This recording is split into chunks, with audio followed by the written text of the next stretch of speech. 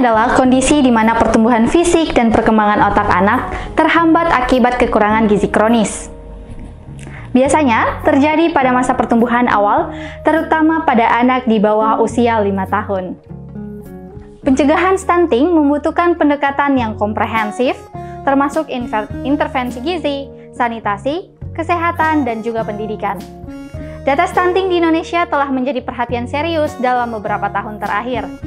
Berdasarkan Survei Kesehatan Nasional pada tahun 2018, yang dilakukan oleh Badan Penelitian dan Pengembangan Kesehatan Kementerian Kesehatan di Indonesia. Tingkat stunting di Indonesia adalah sebagai berikut. Yang pertama, prevalensi stunting, yang dimana prevalensi stunting pada anak di bawah usia 5 tahun di Indonesia sekitar 30,8%. Artinya, sekitar 1 dari 3 anak di Indonesia mengalami stunting. Prevalensi berdasarkan wilayah ataupun yang kedua, prevalensi stunting cenderung lebih tinggi di daerah pedesaan daripada di daerah perkotaan. Yang ketiga, prevalensi berdasarkan provinsi. Prevalensi stunting juga bervariasi di setiap provinsi di Indonesia, dengan angka tertinggi umumnya terjadi di provinsi-provinsi Indonesia bagian timur. Berbicara terkait data nasional perihal stunting di Indonesia, saat ini saya juga memiliki data stunting pada daerah kita, Kabupaten Morowali. Yang pertama, gambaran umum Kabupaten Morowali terkait jumlah data stunting berdasarkan IPPGMD pada bulan Februari 2024 dan juga jumlah desa lokus. Kedua, prevalensi balita stunting di Kabupaten Morowali cukup mengalami penurunan yang signifikan.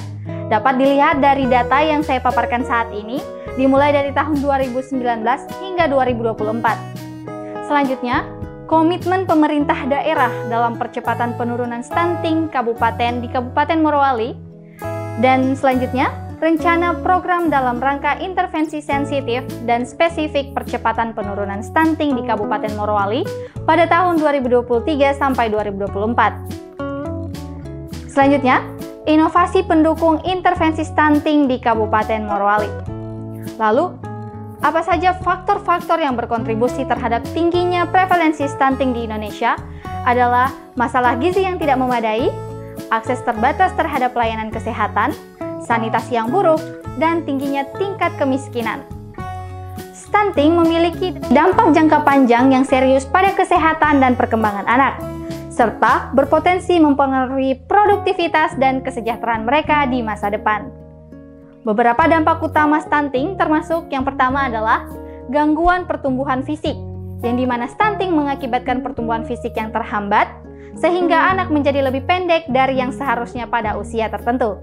Yang kedua, keterlambatan perkembangan kognitif, yang dimana kekurangan gizi yang menyebabkan stunting juga dapat berdampak pada perkembangan otak dan kognitif anak. Hal ini dapat menghambat kemampuan belajar, konsentrasi, dan daya ingat mereka. Yang ketiga, daya tahan tubuh.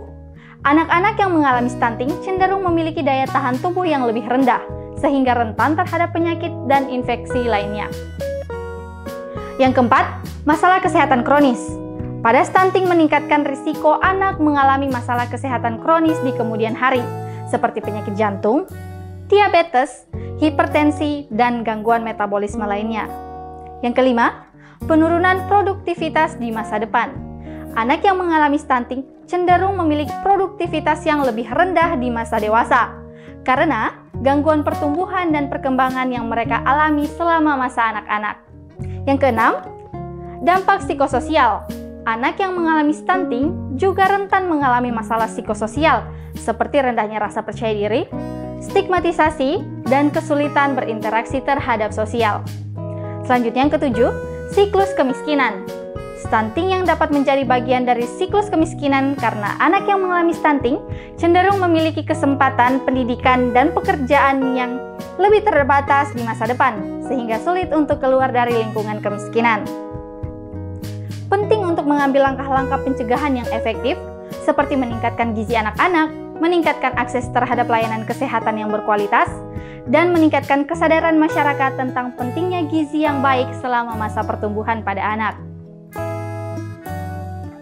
Langkah selanjutnya yang pertama adalah pemberian nutrisi yang baik.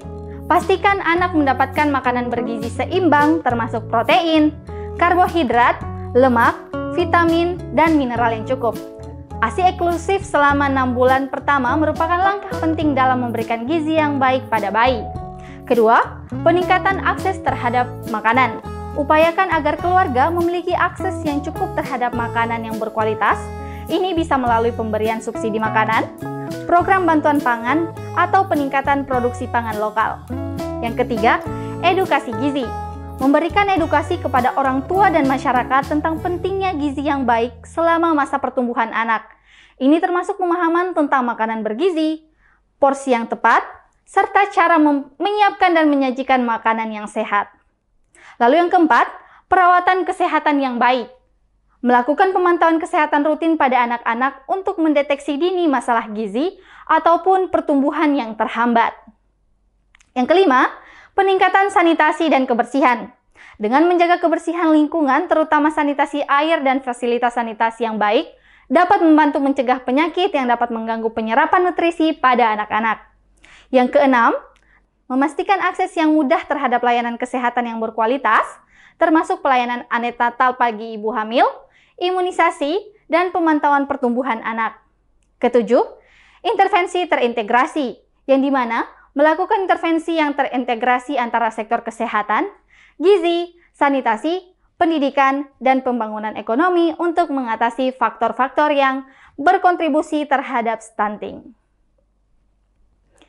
Yang kedelapan, pemberdayaan perempuan, meningkatkan pendidikan dan pemberdayaan perempuan untuk memungkinkan mereka membuat keputusan yang lebih baik terkait kesehatan dan untuk gizi keluarga. Kesembilan, pemantauan dan evaluasi. Untuk melakukan pemantauan dan evaluasi secara teratur terhadap keberhasilan program pencegahan stunting untuk mengetahui efektivitasnya dan melakukan perbaikan jika diperlukan. Pencegahan stunting memerlukan kerjasama dari berbagai pihak, termasuk pemerintah, lembaga swadaya masyarakat, sektor swasta, dan masyarakat umum untuk mencapai hasil yang lebih signifikan.